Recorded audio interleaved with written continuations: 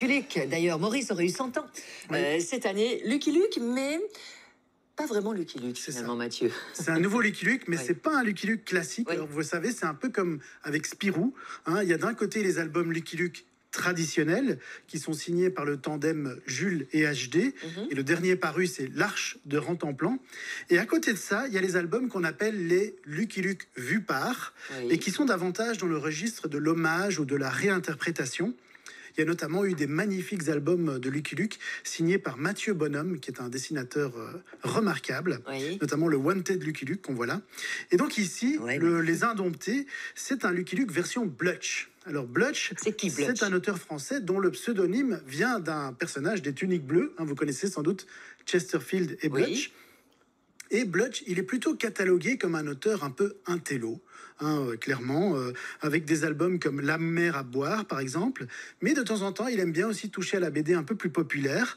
Il avait notamment signé une reprise de Tif et Tondu, qui s'appelait Mais où est Kiki? Et puis... c'est une reprise. Oui, qui porte bien son nom. Exactement. Donc il est où Kiki?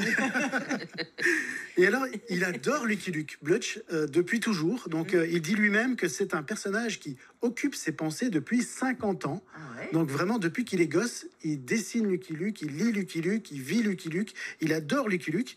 Et donc, forcément, il allait devoir finir par faire une reprise. Et il se passe quoi dans cet album, alors? Lucky Luke, il a des ennemis, j'imagine. Il y a quelque chose à résoudre. Alors, ce Lucky Luke-ci, il est très marrant parce que, vous savez, d'habitude, Lucky Luke, il affronte des bandits sanguinaires, mais là, il affronte des enfants.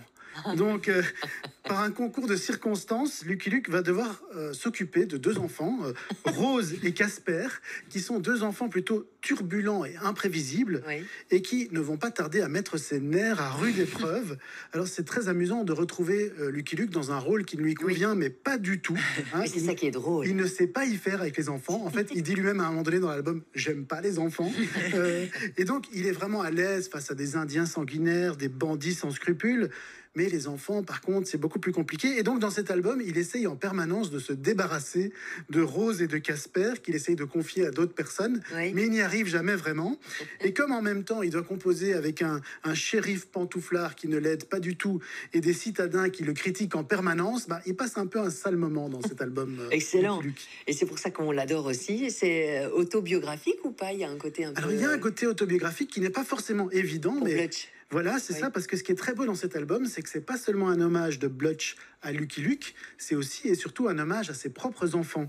Puisqu'en fait, pour imaginer les personnages des Indomptés, il s'est inspiré de ses propres enfants. Des sales gosses, quoi. Voilà, mais qu'il a beaucoup observé, et ça se sent, et qu'il a même fait poser par moments. Et c'est surtout le personnage de Casper qui est particulièrement touchant, parce qu'il est inspiré par le fils autiste de Blutch.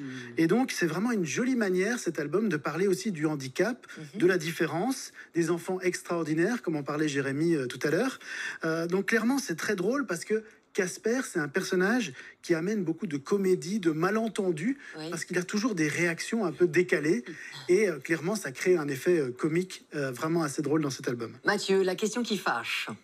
Est-ce que cet album va plaire aux vrais fans de Lucky Luke? Alors, je pense que oui, parce que clairement, les albums de Maurice et Goscinny sont pour Blutch une référence absolue. Donc, il a veillé à respecter le rythme, les couleurs, le langage, les codes, parce que c'est un univers très codifié, Lucky Luke. Et il vient tout jaune à un moment, et puis on a gardé ces codes couleurs-là, tout vert, tout rouge. Il a vraiment gardé le graphisme, la manière de parler de Lucky Luke.